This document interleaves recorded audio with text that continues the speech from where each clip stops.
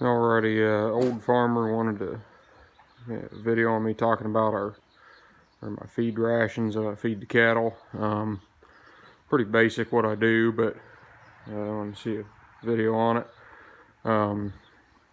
Today's Tuesday the 9th.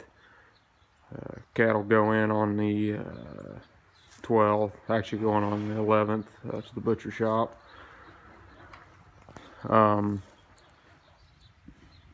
Basically what I do, I buy them late February, early March, about 450 to 550 pounds.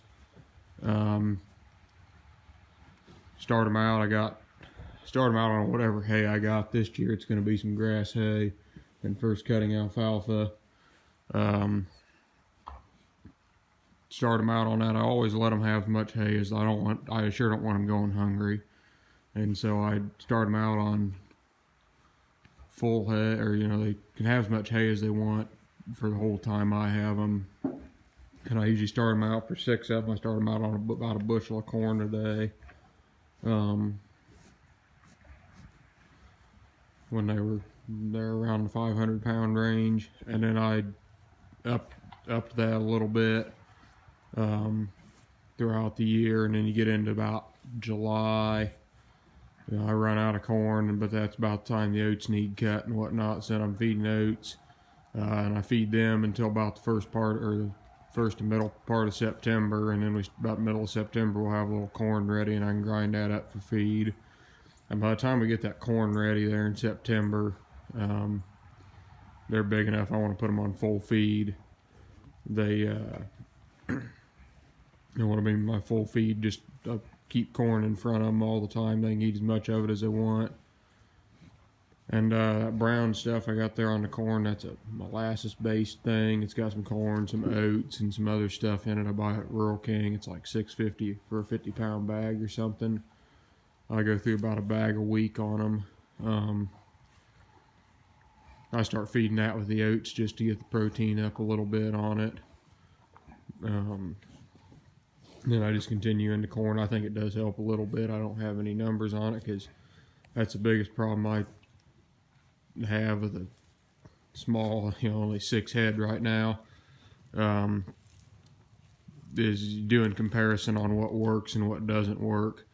And just because I can't really do a side-by-side, I like to do a side-by-side on stuff just so I know, just so I can, make sure the numbers are going to work and what I'm going to have a return on investment. I don't mind spending the money on them as long as whatever I'm feeding them is getting me more gain out of them. But that's why I haven't really messed with stuff too much. I've tried back in, going before I started planting oats. I just kind of started there in the summertime and would just run out of feed. I tried that one year and that didn't work out very well. So then I had to come up with another feed source, which was the oats. I'd keep corn through summer, but a lot of times if I buy corn from the elevator, it's some really crappy quality stuff because they're cleaning out the bins that time of year. And I've had in a gravity wagon, it's just hard for me to keep corn through the humid Illinois summers here.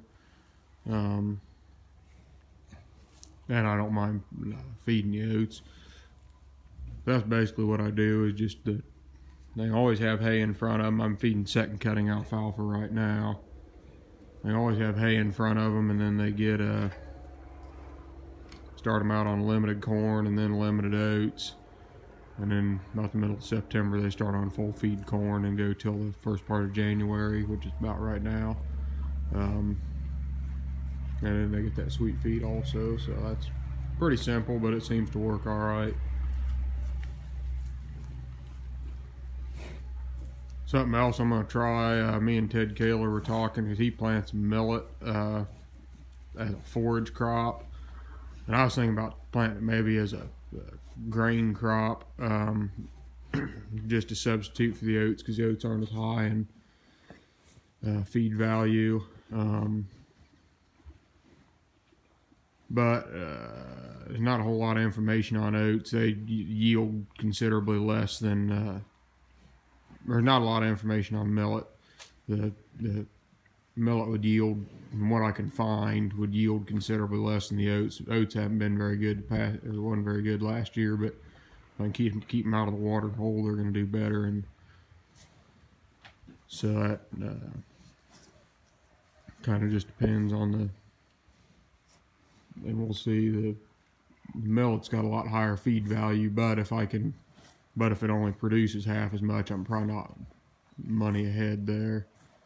So I don't know. And then he'd also sent me an article thinking about wheat. And the only problem reading the article, wheat is such a dense crop. It's pretty high in protein and everything, and for the volume, it's not a very. You got to mix it with something because they can overeat on it pretty easily and bloat and whatnot. So you got to mix it with some sort of with corn or something. And I'm not really set up to mix.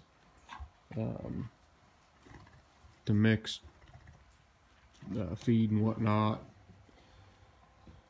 So I doubt I'll do wheat. I could feed wheat, but I don't know. I'll probably look into it a little more and see.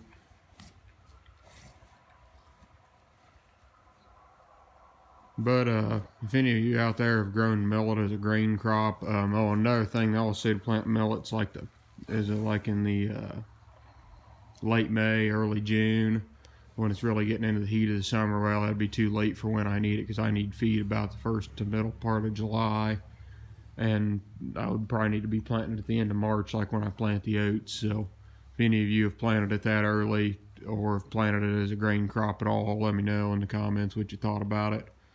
What kind of soils you were planting it on and when you planted it. I might get a bag of it because it's real cheap, really cheap seed, and get a bag and just plant like 50 feet of a drill width and just even see what it's like, if it even comes up that early, if I planted it in March or something, and just see how it compares, and I could figure up roughly what it made in that little area there. If I was to cut it or something.